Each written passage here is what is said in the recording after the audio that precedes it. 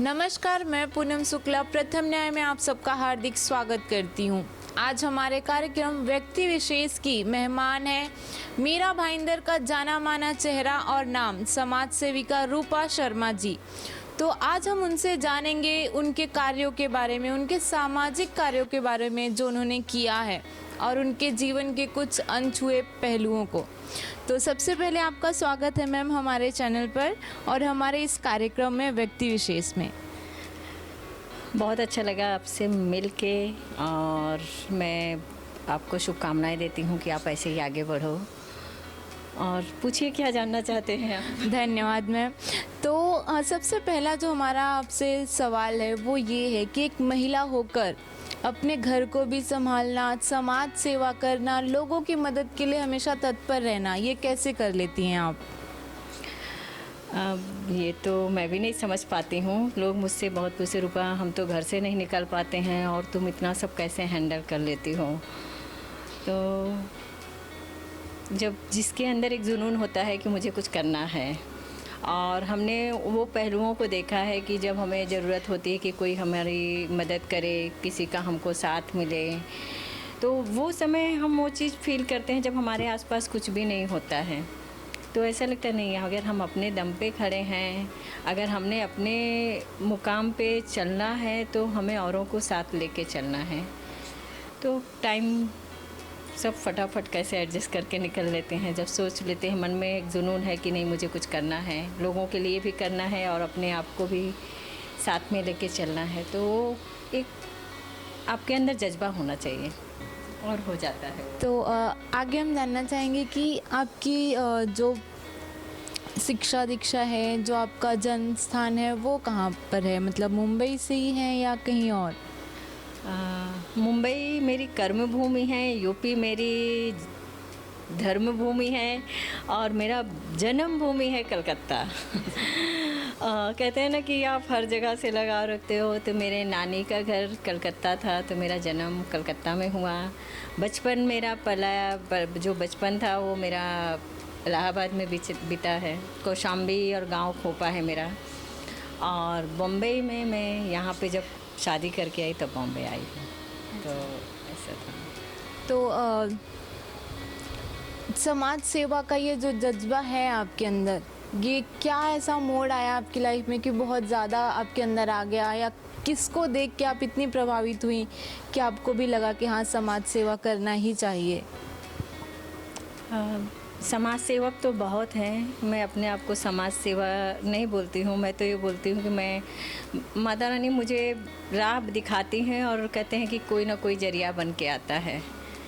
तो मेरे लाइफ में भी जब मैं स्ट्रगल कर रही थी और जो ना मैं इतनी पढ़ी लिखी थी, ना मुझे मतलब 15 साल जो घर के अंदर घूंघट के अंदर रहने वाली औरत, और जब बाहर निकलना चाहती है तो समाज के ताने, समाज का एक जो बंधन होता है, घर परिवार, बहुत लोगों ने मुझे तोड़ने की कोशिश की।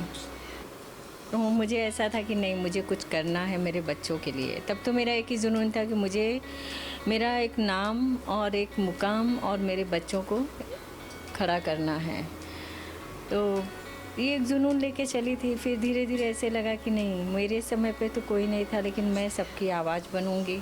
मैं जब घर से निकली तो मुझे ये नहीं पता था कि मैं क्या करूंगी क्या नहीं करूंगी। ना मेरे पास कोई ऑप्शन था, ना कोई रास्ता था, ना मैं पढ़ी लिखी थी। हाँ, थोड़ा बहुत कढ़ाई का काम, सिलाई का काम मुझे आता था। खाना मैं अच्छा बना लेती थी, जो कि हमारे सोसाइटी के सारे बच्चे जब भी वहाँ बोरीवली में रहते थे तो सारे बच्चे मेरे पास आते थे। कुछ भी बनाती थी किचन में आके खाते थे। तो मुझे लगा कुछ ना कुछ तो करना ही होगा, ऐसे तो हम चल कर नहीं पाएंगे। तो मैं वर्क का काम करती थी।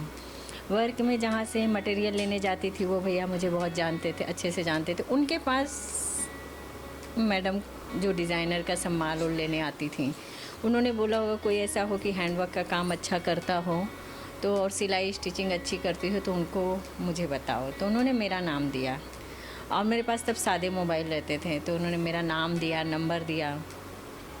तब उन्होंने मुझे कॉल किया तो मैं गई, मिली।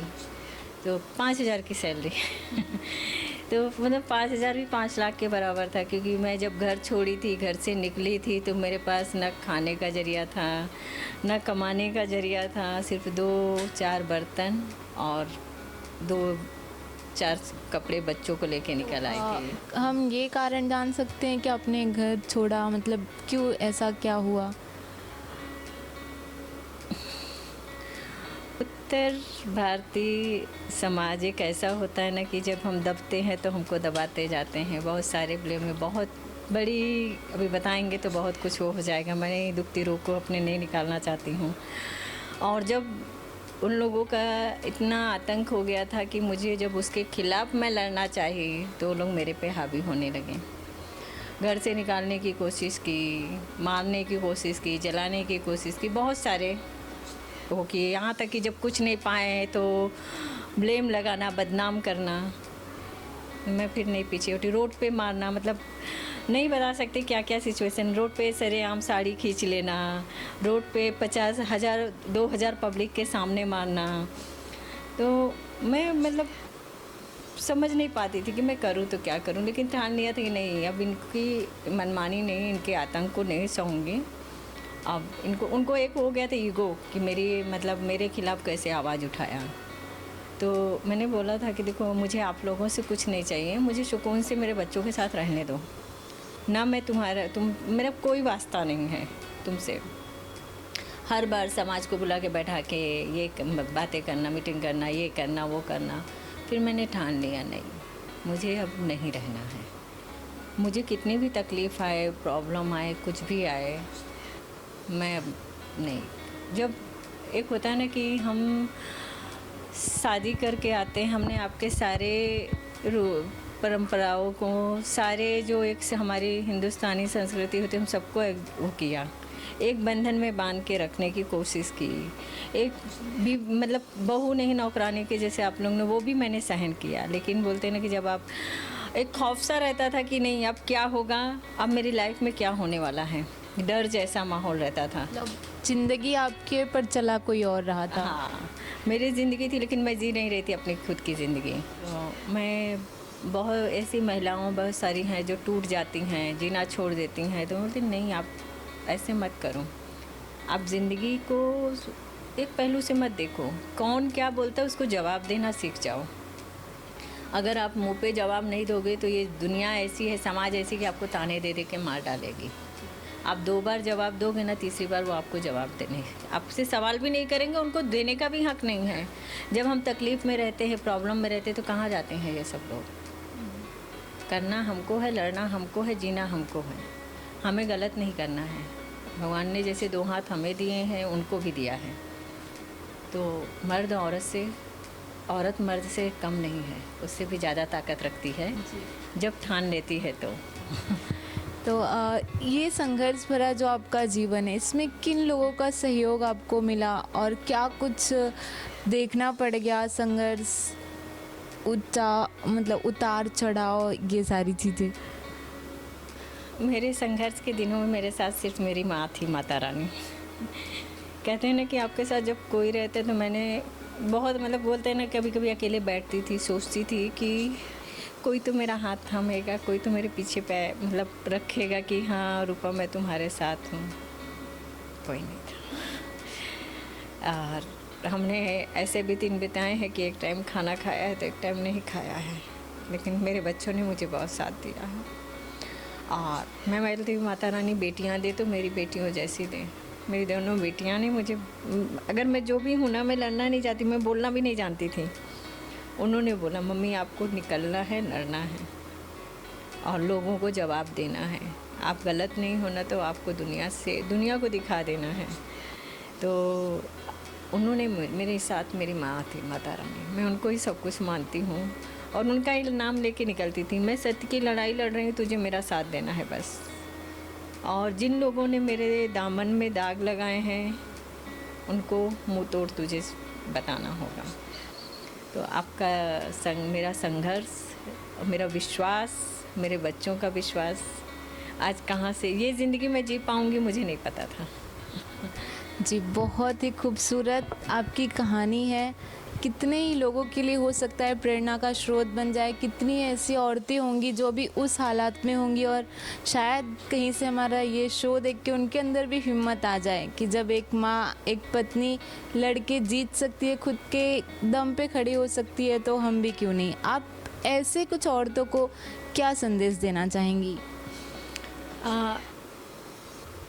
आज जब घरेलू महिलाओं के ऊपर जब अत्याचार होते हैं, अगर महिलाएं आवाज़ उठाती हैं तो उनके पास जब कोई ऑप्शन नहीं आता है ना, तो इज्जत पे आ जाते हैं, जो कि मतलब कुछ भी बोल देते हैं और महिलाएं उसी में टूटती हैं कि अरे और समाज भी जो बोलता है ना उसको ही देखता है। अरे तुम देखो, पहले उनकी सुनो।